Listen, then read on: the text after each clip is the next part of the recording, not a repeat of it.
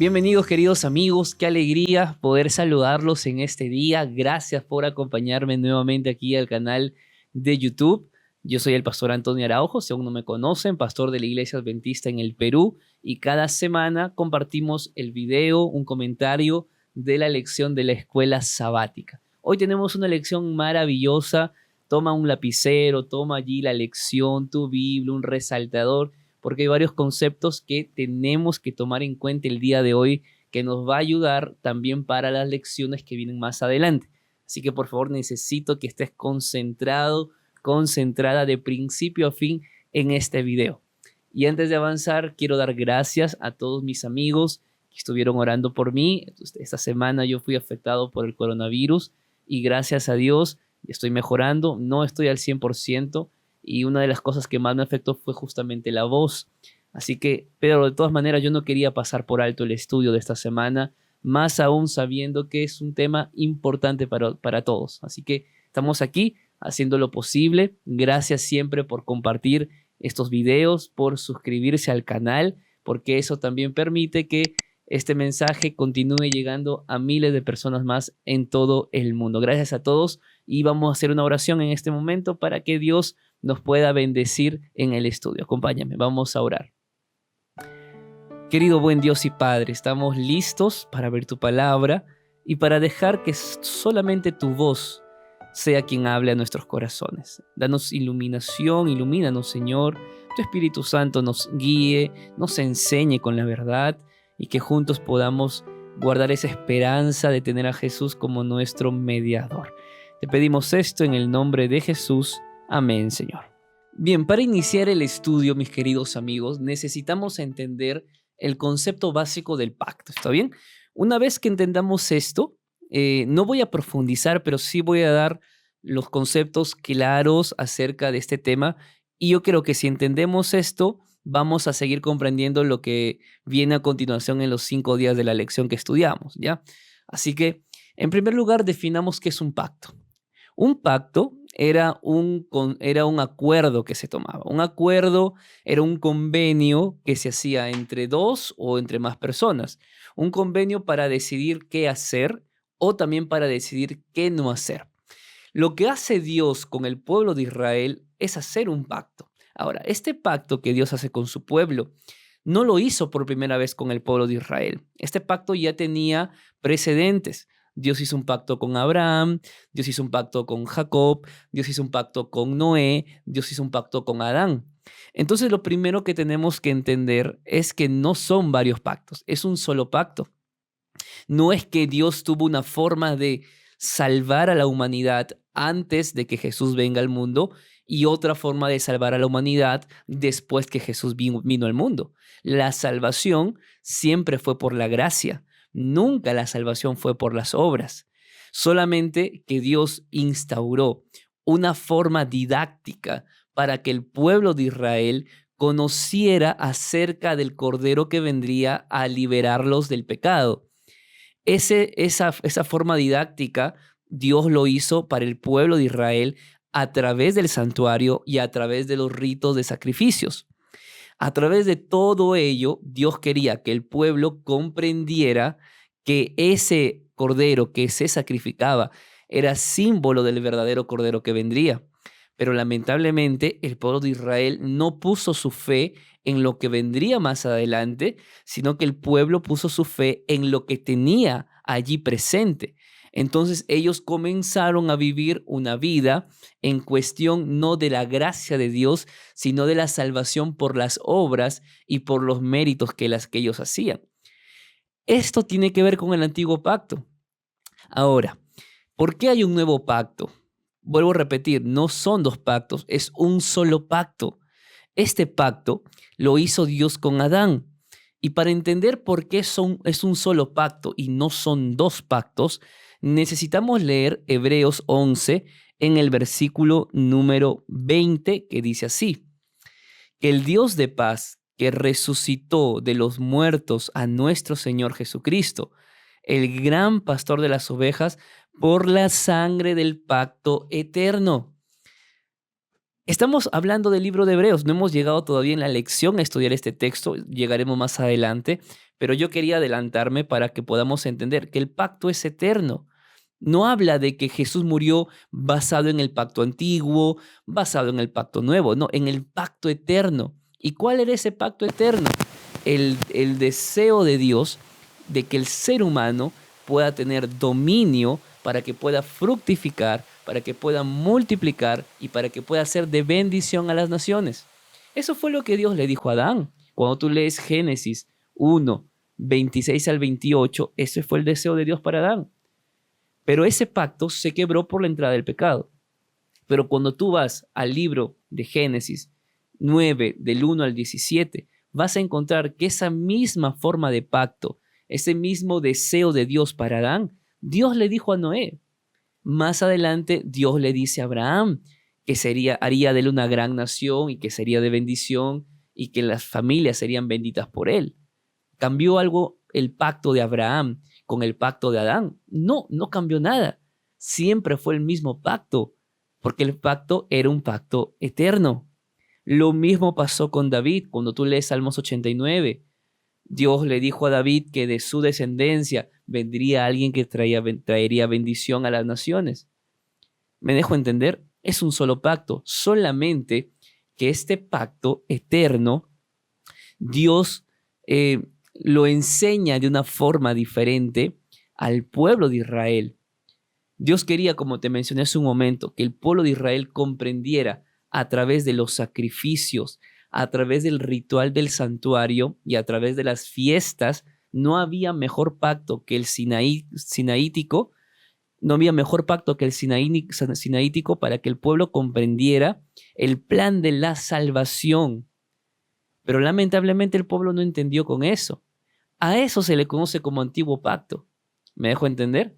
Ahora, en esta semana vamos a entender de que era necesario un nuevo pacto. Y vamos a comprender en cada día por qué había necesidad de un nuevo pacto. Alguien alguna vez me preguntó, ¿por qué Dios insistió en el pacto con el pueblo si el pueblo era desobediente? Es verdad, el pueblo siempre fue desobediente. Abraham mintió, Noé se embriagó, David mató, cometió adulterio. ¿Por qué entonces Dios insistió con el pacto? Porque gracias a Dios nunca el pacto dependió de la fidelidad del hombre, jamás, sino que dependía de la fidelidad de Dios hacia el hombre. Porque claramente si el ser humano, claramente el pacto era obedecer los mandamientos, pero el ser humano nunca pudo obedecer con cabalidad los mandamientos. Entonces, esas promesas del pacto, cuando hablamos de promesas, hablamos de la salvación por la gracia, hablamos del perdón de los pecados, hablamos de la resurrección de los muertos, hablamos de la segunda venida de Cristo y de la vida eterna. Esas promesas del pacto jamás iban a ser nuestras porque nosotros no éramos obedientes a la ley. Ese era el problema. Es allí cuando Cristo aparece como nuestro fiador, como nuestra garantía de que Él iba a ser, él no solamente iba a morir en la cruz del Calvario por nosotros, sino que Él iba a llevar una vida de perfecta obediencia a la ley, para que si el ser humano no podía guardar la ley, a través de lo que Él había hecho por nosotros, nos entregaría esa salvación para nuestra vida. ¿Me dejo entender? Entonces, este es el concepto de lo que fue el antiguo pacto. Y una cosa más que es importante mencionar, y que lo hemos dicho muchas veces, la salvación nuestra nunca fue por méritos. Si tú te preguntas cómo eran salvos las personas antes de que Cristo venga al mundo, de la misma forma como somos salvos nosotros, por la gracia de Dios.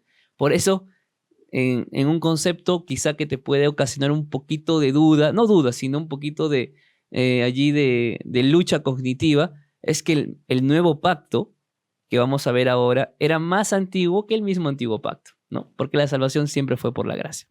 Bueno, mira, si tú crees que debemos hablar de esto más a detalle en algún momento, en algún en vivo, déjame saber aquí en los comentarios. Quizá podemos ahí sacar un tiempo y hacer un en vivo hablando de este tema de los dos pactos. Pero yo creo que está claro, porque esto es lo básico para entender lo que la lección de esta semana nos quiere decir. Ahora sí, de forma breve, vamos a estudiar el día domingo de la lección. El día domingo de la lección lleva por título la necesidad de un nuevo pacto. ¿Por qué necesitábamos de un nuevo pacto? Bueno, la Biblia nos da la respuesta. Vamos a buscar Hebreos 7 y vamos a leer el versículo 11, 19 y 22. ¿Qué nos dice? Si pues la perfección fuera por el sacerdocio levítico, bajo el cual recibió el pueblo la ley, ¿qué necesidad habría aún de que se levantara otro sacerdote según el orden de Melquisedec y que no fuera llamado según la orden de Aarón? Pues la ley nada perfeccionó y se introduce una mejor esperanza por la cual nos acercamos a Dios. Por tanto, Jesús es hecho fiador de un mejor pacto. Miren, amigos, hemos hablado ya acerca del antiguo pacto. ¿Por qué no funcionó el antiguo pacto? No porque el pacto era defectuoso, sino porque el pueblo era defectuoso. ¿Cuál era el propósito del antiguo pacto? Que a través del sistema de sacrificios, el pueblo colocara su esperanza en el cordero que vendría más adelante. Pero el pueblo hizo de los sacrificios y de todos los ritos que tenían un fin en sí mismo. Esa salvación que por gracia Dios daba a la humanidad, ellos lo quisieron convertir en una salvación por obras, en una salvación por méritos. Por eso nunca funcionó el antiguo pacto. No por Dios, no por el pacto, sino por el pueblo, que era un pueblo defectuoso, que buscaba la salvación por su propia cuenta. Entonces, necesitábamos nosotros de un nuevo pacto. ¿Por qué? Número uno, porque el pacto antiguo era un pacto en base al sacerdocio de Leví o al sacerdocio de Aarón, como quieras llamarlo. El nuevo pacto era un pacto bajo el sacerdocio de Melquisedec o el sacerdocio de Jesús. Esto lo hemos explicado en una lección anterior. Si no entendiste o recién ves por primera vez este video, aquí te dejo un enlace para que vayas y estudies conmigo lo que es el sacerdocio de Melquisedec. ¿Está bien? Número 2. ¿Por qué se necesitaba un nuevo pacto? Porque según el versículo 19, esta ley, no la ley de los 10 mandamientos, la ley del sacerdocio, la ley de los sacrificios, la ley del sistema aarónico, no era perfecta, no era completa. Porque entonces, si no era completa, pues claramente no traía el perdón a las personas. Y obviamente no era completa, porque los animales que se sacrificaban, pues no traían perdón de pecados, ¿o sí? Claro que no, era simplemente un símbolo. Por lo tanto, como no era completa, se necesitaba de que se complete esa obra y que realmente sea un pacto donde las personas puedan encontrar el perdón de sus pecados. ¿Y cómo era eso posible? A través de la muerte del verdadero Cordero, a través de la muerte de Jesús, que luego fue al cielo, que está en el santuario celestial y que por lo tanto acerquémonos confiadamente al trono de la gracia para hallar socorro y hallar gracia y oportuno socorro. ¿Te das cuenta por qué es importante tener a Cristo como nuestro mediador? Porque ya ese antiguo pacto, que era en base a los sacrificios, no tenía más valor, ya no era necesario. Nunca hubo perdón de pecados por los sacrificios, nunca hubo salvación por los sacrificios. Siempre fue un símbolo, solo que el pueblo hizo de ese símbolo un fin en sí mismo. Entonces era necesario un nuevo pacto donde podamos nosotros tener la certeza del perdón de nuestros pecados. ¿Está bien? Entonces, vamos a parar aquí, vamos a ir al día lunes de la lección y allí vamos a comprender que este pacto no solamente era nuevo, sino que más que nuevo era renovado. Y te lo explico ahora. El día lunes de la lección lleva por título Nuevo y Renovado. Y yo diría más renovado que nuevo. Porque el concepto de nuevo pues trae algún problema por el concepto, ¿no? Que es nuevo, que nunca existió, pero no es así, ya te expliqué. Como te mencioné en un inicio en la introducción de este video, el pacto es uno solo, es un pacto eterno. Dios prometía al pueblo la Canaán terrenal, la Canaán celestial, el Mesías, pero el pueblo tenía que prometerle a Dios ¿qué? ser obediente a la ley. ¿Estamos de acuerdo? El pueblo nunca fue fiel a su pacto, nunca cumplió sus promesas del pacto. En cambio, Dios sí cumplió las promesas del pacto para su pueblo y les dio la Canaán terrenal a pesar de que no lo merecían, les dio el Mesías a pesar de que no lo merecíamos y nos quiere dar la salvación a pesar que humanamente no lo merecemos, porque todo es por la gracia de Dios. Este consejo tiene que quedar bastante claro. Entonces, ¿por qué decimos que este pacto es un pacto renovado? Porque no es nuevo, siempre fue un solo pacto, es un pacto eterno. Solamente que para nosotros, a diferencia del pueblo de Israel, ahora Dios utiliza ya otra didáctica de enseñanza del pacto. Vuelvo a repetir, al pueblo le enseñó la importancia del pacto y las promesas del pacto a través de sacrificios. Hoy ya Cristo no hace más eso con nosotros. Ahora Dios coloca un nuevo pacto diferente. ¿Por qué diferente?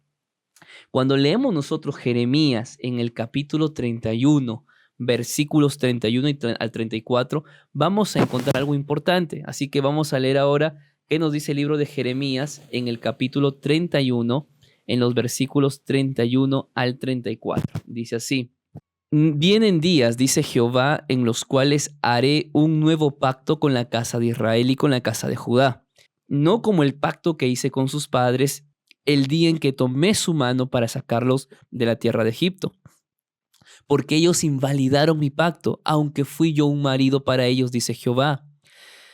Pero este es el pacto que haré con la casa de Israel después de aquellos días, dice Jehová. Pondré mi ley en su mente y la escribiré en su corazón. Yo seré su Dios y ellos serán mi pueblo. Varias cuestiones importantes que tienes que tomar en cuenta aquí. Número uno, no era una nueva ley. Ojo, no era una nueva ley. No es que Dios estaba abrogando la ley anterior, la ley de los 10 mandamientos, y colocando una nueva ley. Claro que no. Porque el texto, que está clarísimo en el versículo número 33, dice: pondré mi ley en su mente. ¿Cuál ley? La ley de siempre. No es una nueva ley, es la ley de siempre. Pero a diferencia de que al pueblo Dios le dio esa ley escrita en 2 tablas de piedra, Dios coloca ahora esa ley ya no en 2 tablas de piedras para nosotros, sino las coloca ¿dónde? En nuestra mente y en nuestro corazón. Entendamos que corazón se refiere al todo del hombre, no se refiere al órgano que tenemos aquí, se refiere al todo del hombre. Por lo tanto, Jeremías 31 no habla estrictamente de un nuevo pacto, sino de una renovación de pacto, del pacto original que Dios hizo con Israel.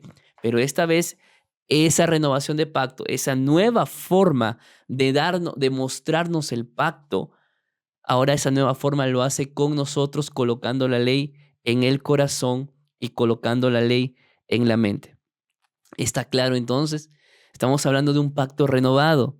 Vuelvo a repetir, la salvación, mis queridos amigos, la salvación siempre fue por la gracia de Dios. Tengamos mucho cuidado. Yo les he dicho esto muchas veces, pero no me voy a cansar. Tengamos cuidado, queridos amigos, de hacer incluso de la ley un fin en sí mismo. De pensar que porque guardamos ya la ley, ya tenemos la certeza de que somos salvos. No, la salvación no es por la ley, es por la gracia. La ley tiene su función, la ley tiene su cumplimiento, la ley tiene su objetivo. Y es que la ley es un ayo que nos conduce a Cristo. Si la ley no me está conduciendo a Cristo, yo no estoy siendo un cristiano real.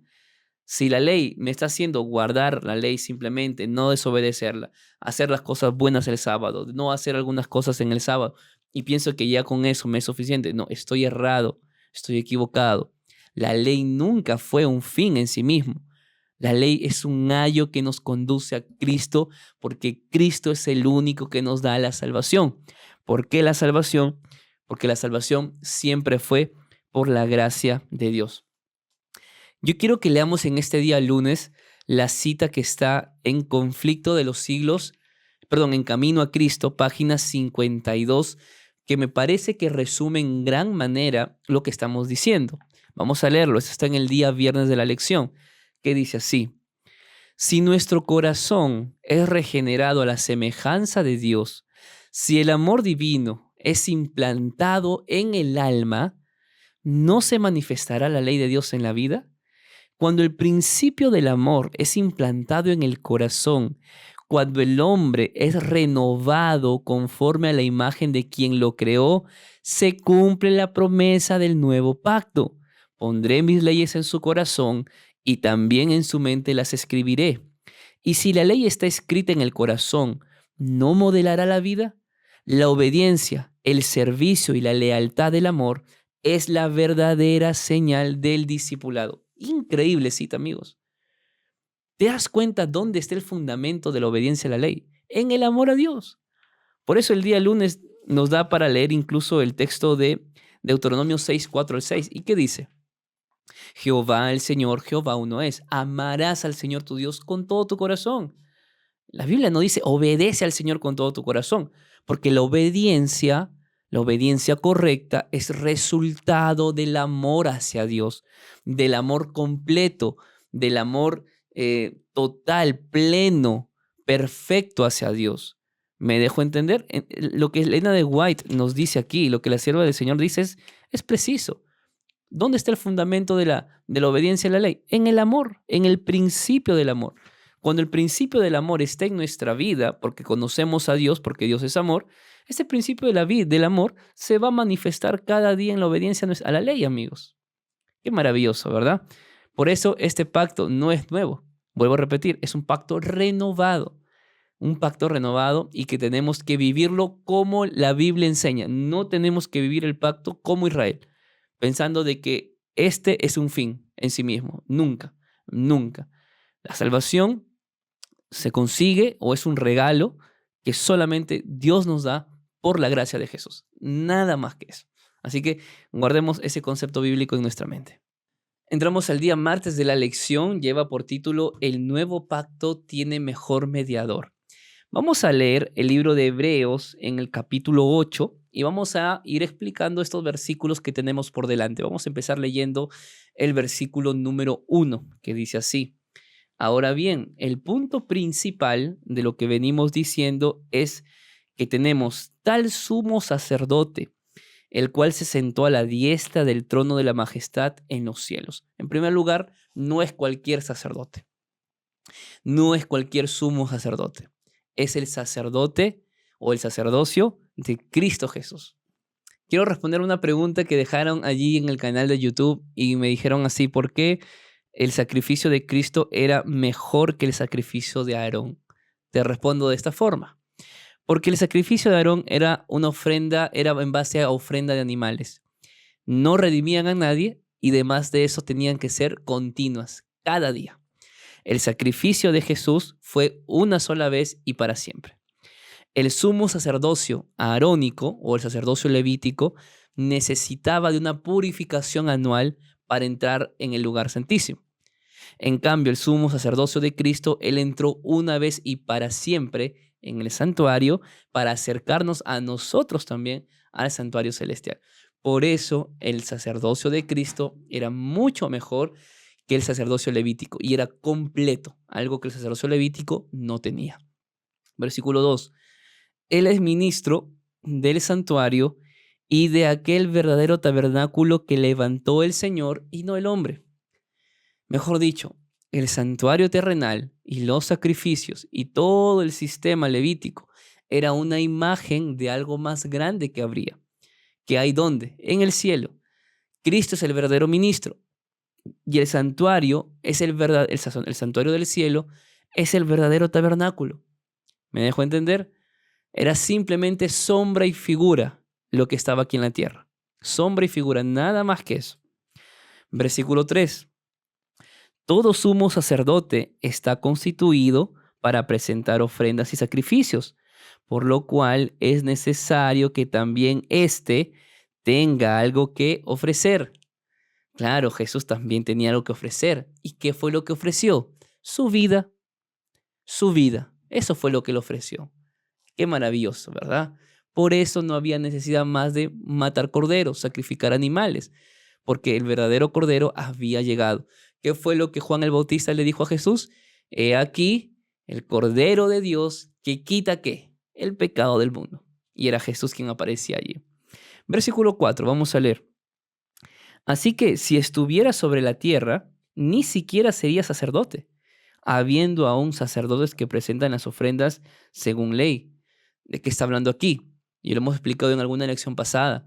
Si Jesús hubiera estado en la tierra, él no podría haber sido sacerdote. No porque no sea omnipotente, porque él puede todo, sino que la ley de los sacerdotes decía que únicamente los que eran del linaje de Leví, de la familia de Leví, podían ser sacerdotes. De las 11 otras tribus, nadie podía ser sacerdote. Jesús fue sacerdote, no porque era de la tribu de Leví, él era de la tribu de Judá, pero Dios lo hizo sumo sacerdote por nosotros, saltando esa ley. ¿Me dejó entender? Versículo número 5 dice lo siguiente. Estos sirven a lo que es figura y sombra de las cosas celestiales, como se le advirtió a Moisés cuando iba a erigir el tabernáculo, diciéndole, mira, haz todas las cosas conforme al modelo que se te ha mostrado en el monte. En este versículo 5, Pablo ratifica lo que ya venimos diciendo, que era una sombra, una imagen, figura y sombra de cosas celestiales. Así que yo sé que tú tienes en mente la imagen de un santuario porque lo hemos visto por fotos, porque alguien pintó una imagen de santuario, pero te imaginas cómo es ese santuario celestial, mi amigo, mi amiga. Debe ser impresionante, debe ser impresionante. Versículo 6, leemos, dice, pero ahora tanto mejor ministerio es el suyo, cuanto es mediador de un mejor pacto, establecido sobre mejores promesas. Y aquí paramos. El concepto de mejores promesas lo vamos a ver en el siguiente día de la lección, no lo vamos a ver ahora. Lo que vamos a ver ahora es esta frase de que Jesús es mediador de un mejor pacto. Esas dos cosas, un mejor pacto y un mejor mediador. Definamos primero qué significa mediador. Por eso la lección, ahí está claro el término griego mesites, que es mediador, que deriva de mesos, que significa medio. Por lo tanto, un mediador era alguien que separaba entre dos personas. Era alguien que separaba en medio de dos personas. Era el que unía a las dos personas. Era un mediador, era un reconciliador. No sé si la palabra unidor existe, yo sé que no existe, pero me dejó entender la idea. Era un reconciliador, alguien que unía. Ahora, hay 4 conceptos en base a la palabra mediador. Número 1, era un árbitro entre 2 o más personas. Número 2, era un negociador o corredor comercial. Número 3, era un testigo en el sentido legal de la palabra. Y número 4, y muy importante, era alguien que se constituye como fianza. Mejor dicho, era la persona que garantizaba la ejecución de un contrato. Y eso fue Jesús. Jesús no solamente fue un reconciliador. Jesús no solamente separó entre Dios y el hombre y nos volvió a unir con un puente porque el pecado había causado una separación. Jesús no solamente hizo eso, sino que Jesús se constituye como la garantía del pacto. Eso es maravilloso. Jesús se constituye como la garantía del pacto. Mejor dicho, si el pueblo no podía obedecer el pacto, si el pueblo no podía obedecer la ley, Cristo lo hace por nosotros, para que la salvación pueda llegar a nosotros no por nuestros méritos, sino por los méritos de ¿quién? De Cristo Jesús. Por su obediencia perfecta, nosotros podemos ser salvos por la gracia de Dios. Amén. Esto es el meollo de Hebreos capítulo 6. Esto es una de las cosas más importantes que nosotros podemos encontrar aquí. Hay una pregunta interesante que el día martes de la lección nos dice, ¿por qué Jesús es mediador de un mejor pacto? Por una simple razón, y lo resumo de esta forma. Porque siendo Dios, podía Él llegar al Padre para poder interceder por nosotros. Y como humano que Él es, comprende nuestras debilidades y Él puede interceder al Padre por nosotros. El hecho de que Jesús sea divino, el hecho de que Jesús sea 100% divino y 100% humano, nos da esa garantía de tener al frente nuestro un mejor mediador, un mejor pacto. ¿Qué sería de nosotros si Jesús no quisiera o no entendiera cómo vivimos nosotros? ¿Qué hubiera pasado si Jesús no hubiera venido a la tierra? No se habría hecho un ser humano como nosotros. ¿Qué habría pasado? ¿Cómo podría Él defendernos o interceder por nosotros ante el Padre? ¿Te das cuenta? Porque Jesús necesitaba, voy a utilizar ese término, ¿ok? Quizás no sea el más adecuado, pero porque Jesús necesitaba ser humano, ser un ser humano, además de ser un ser divino. Por lo tanto, amigos, nosotros no vivimos más bajo la culpa, sino vivimos bajo la gracia de Dios y tenemos mejores promesas. ¿Cuáles son estas mejores promesas? Vamos a verlo en el día siguiente de la lección. El día miércoles de la lección lleva por título El nuevo pacto tiene mejores promesas. Vamos a volver a leer este versículo número 6 de Hebreos 8 que dice así, pero ahora tenemos mejor ministerio, o tenemos tanto mejor ministerio, el suyo, cuanto es mediador de un mejor pacto establecido sobre mejores promesas. ¿Por qué mejores promesas? ¿Será que Dios no fue tan gentil con el pueblo de Israel como lo es hoy en día con nosotros? ¿Será que lo que Dios le dio al pueblo en el desierto no era o era algo menos o de poco valor o de menos valor de lo que Dios nos da ahora? Claro que no, no se refiere a eso. ¿Por qué no se refiere a eso? Porque las promesas para Israel eran la misma eran la misma para nosotros, que era lo que Dios prometía a Israel, llevarlos a la Canaán, no solamente terrenal, sino celestial. ¿Cuál era la otra promesa que Dios le hizo al pueblo? Que les iba a dar el Mesías. Y eso fue lo que hizo. ¿Cuál es la promesa que Dios nos ha hecho a nosotros? Llevarnos a la Canaán celestial y darnos el Mesías.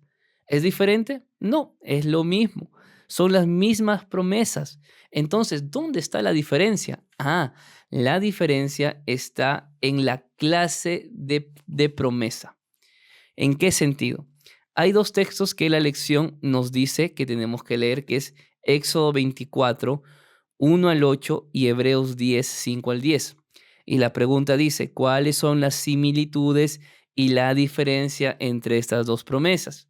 Cuando leemos Hebreos 24, 1 al 8, nos sitúa en el contexto de la entrega de los 10 mandamientos. ¿Qué había pasado con el pueblo? Pues el pueblo había recibido la ley de los 10 mandamientos, pero el pueblo necesitaba ratificar ese pacto ante Dios de que iban a ser obedientes a la ley, de que iban a ser obedientes al pacto que Dios había establecido con ellos. Entonces, ¿qué fue lo que pasó? La Biblia dice en el versículo número 5 de Éxodo 24 lo siguiente: Luego envió jóvenes de los hijos de Israel, los cuales ofrecieron holocaustos y becerros como sacrificios de paz a Jehová. Y Moisés tomó la mitad de la sangre, la puso en tazones y esparció la otra mitad de la sangre sobre el altar. Y después tomó el libro del pacto y lo leyó a oídos del pueblo, y el cual dijo: Obedeceremos y haremos todas las cosas que Jehová ha dicho. Entonces Moisés tomó la sangre, la roció sobre el pueblo y les dijo: Esta es la sangre del pacto que Jehová ha hecho con vosotros sobre todas estas cosas. Lo dije hace un momento y al inicio. Los pactos antiguamente involucraban o incluía sacrificios. Era algo común en el antiguo cercano oriente. Este pacto este pacto que se hace con Dios tiene lo mismo: animales que eran partidos, que eran divididos en partes. ¿Por qué se hacía eso? Porque una parte del animal o de los animales que se partían representaba a una parte de los que hacía el pacto, en este caso a Dios. Y la otra parte de los animales que se partían representaba a quién, al pueblo. Los holocaustos, recordemos que los holocaustos eran símbolo de consagración. Lo que estaba el pueblo haciendo era consagrarse ante Dios, decirle a Dios que iban a ser obedientes justamente al pacto. Y de por medio estaba ¿qué? La sangre. ¿Qué representaba la sangre? Número uno, la vida de la víctima. Y número dos, en un simbolismo, la sangre de Cristo Jesús. Lo que el pueblo era, lo que el pueblo estaba haciendo era decirle a Dios que por la sangre de Cristo Jesús, ese Cristo, ese Mesías, ese Cordero que vendría, ellos iban a ser obedientes. Pero claramente no fue así. Nunca pasó eso. Entonces, cuando leemos Hebreos 10, en los versículos 5 al 10, vamos a encontrar prácticamente lo mismo. ¿Cuál es la diferencia? Que ya para el tiempo de los hebreos y para nuestro tiempo ya no había más necesidad de sacrificios, porque ya el Cordero había muerto por nosotros. Lo que hemos dicho en toda la lección, me dejo entender, no había más necesidad de muerte de corderos. Ya el verdadero Cordero había muerto. Lo que sí es similar entre Éxodo 24, 1 al 8 y Hebreos 10, 5 al 10, ¿qué creen que es? ¿Qué creen que es lo que sí es el elemento? ¿Cuál es ese elemento que se repite? La sangre. La sangre. Por la sangre de los animales se hizo el pacto. Por la sangre de Cristo Jesús, nosotros podemos recibir las promesas del pacto. Amén. Muy bien, vamos a leer aquí que nos dice Camino a Cristo, página 53. Dice lo siguiente. La condición para alcanzar la vida eterna es hoy exactamente la misma que siempre ha sido, tal cual era en el paraíso antes de la caída de nuestros primeros padres. Perfecta obediencia a la ley de Dios, perfecta justicia. Si la vida eterna se concediera con alguna condición inferior a esta, entonces peligraría la felicidad de todo el universo. Se le abriría la puerta al pecado con todo su séquito de aflicción y miseria y se lo inmortalizaría. Entonces, dos cosas. Número uno, la salvación siempre fue por el mismo medio, por la gracia de Dios. Incluso antes que Adán y Eva pecaran, el plan de la salvación ya estaba dispuesto. El pacto eterno ya estaba dispuesto. ¿Y cuál era ese pacto eterno? Que nuestra salvación iba a llegar por la gracia de Jesús. Segunda cosa, y en resumen, la lección nos dice en el día miércoles, Dios satisface las demandas absolutas del nuevo pacto por nosotros, porque nos dio a su propio Hijo para que viniera a vivir una vida perfecta, para que las promesas del pacto se cumplieran en Él y luego se nos ofreciera por la fe en Jesús.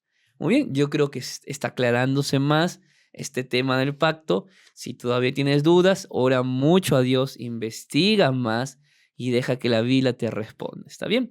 Vamos al día jueves para terminar nuestro estudio. El día jueves de la lección lleva por título El nuevo pacto resuelve el problema del corazón. El día jueves de la lección, amigos queridos, es básicamente un resumen de lo que ya estamos diciendo en toda la lección de esta semana. La pregunta que nos tiene aquí es ¿qué comparación hay entre las promesas de Jeremías 31:33 y de Ezequiel 36, 26 y 27? Vamos a leer Ezequiel, capítulo 36, en los versículos 26 y 27, y dice así: Os daré un corazón nuevo y pondré un espíritu nuevo dentro de vosotros. Quitaré de vosotros el corazón de piedra y os daré un corazón de carne. Pondré dentro de vosotros mi espíritu y haré que andéis en mis estatutos y que guardéis mis preceptos y lo pongáis por obra. Jeremías 31, versículo 33, ¿qué nos decía? Y pondré la ley en la mente y en su corazón. Miren, amigos, lo que Ezequiel, Jeremías y toda la Biblia intenta decirnos es que nunca nosotros podemos salvarnos bajo nuestros méritos o por nuestras acciones. La salvación no viene por las obras. La salvación es un resultado de aceptar la gracia de Dios. Y en respuesta a aceptar esa gracia de Dios y al amor a Dios, yo obedezco a su ley, no para salvarme, sino porque ya soy salvo por la sangre de Cristo Jesús. Es eso. El problema de Israel en sus diferentes épocas, porque Dios no les dio una sola oportunidad, Dios les dio tantas oportunidades. Aquí tranquilamente tú puedes responderte esa pregunta que seguramente ya te hiciste o alguien te hizo. ¿Por qué Dios castigaba al pueblo en el Antiguo Testamento? ¿Por qué Dios dejaba que el pueblo se vaya como cautivo? Es que el problema era el pueblo, el problema no era Dios, el problema no era su pacto, el problema es que el pueblo era infiel, era ingrato, era desobediente. Porque así Dios les daba 100, 2000, 100,000 oportunidades. El pueblo seguía cayendo, pero Dios seguía siendo fiel a su pacto, que era lo maravilloso. Y lo que Dios ofrece es quitar ese corazón de carne. Quitar ese corazón de piedra. Un corazón de piedra que se había endurecido a causa de dejar de oír la voz del Espíritu Santo. Saúl dejó de oír la voz del Espíritu Santo. David en algún momento dejó de oír la voz del Espíritu Santo. Judas dejó de oír la voz del Espíritu Santo. Ananías y Zafira dejaron de oír la voz del Espíritu Santo. ¿Y qué le pasó? Murieron. Murieron porque cuando el ser humano se aparta de Dios y el Espíritu Santo te habla, te convence de tu pecado, pero tú sigues tras el pecado, cada vez te vas a ir alejando más y más y más, que ya no escucharás más la voz del Espíritu Santo. No digas que Dios no te quiere perdonar. No digas que el Espíritu Santo no quiere estar contigo. El problema es que tú no sientes necesidad de arrepentimiento porque el Espíritu Santo, por más que te habla, tú ya no lo escuchas, ya no reconoces su voz. Has hecho de lo malo bueno, has hecho de lo que eras profano algo normal en tu vida. Se ha normalizado tanto el pecado en ti que crees que no hay necesidad de pedir perdón. Y como no hay necesidad de pedir perdón, no eres perdonado. Y por lo tanto cometes el pecado imperdonable. Ya hemos hablado de esto. No es imperdonable porque Dios no te quiera perdonar. Es imperdonable porque tú no sientes la necesidad de pedir perdón a causa de tu corazón endurecido. El deseo de Dios para el pueblo era que el pueblo, a pesar de que aún no había presenciado la muerte de Cristo, sea un pueblo que ame a Dios y que como resultado obedezcan al pacto. Y acá hay una pregunta interesante para nosotros. Si el antiguo Israel debía amar a Dios aún sin entender la muerte de Cristo, ¿por qué nosotros no deberíamos amar a Dios aún cuando ya vimos la muerte de Cristo? Por eso, amigos queridos, hoy la lección de esta semana nos invita a colocar el principio del amor como un fundamento de nuestra vida cristiana. Amigos, es tiempo de amar a Dios. Es tiempo de entregarnos a Dios por completo. Dios nunca te desechó, Dios nunca te abandonó, Dios nunca te dejó. Donde quiera que hoy tú te encuentres, la gracia del Señor te alcanza. La gracia del Señor llega hasta allí.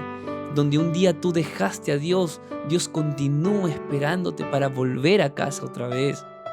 No digas que eres cristiano porque vas a la iglesia.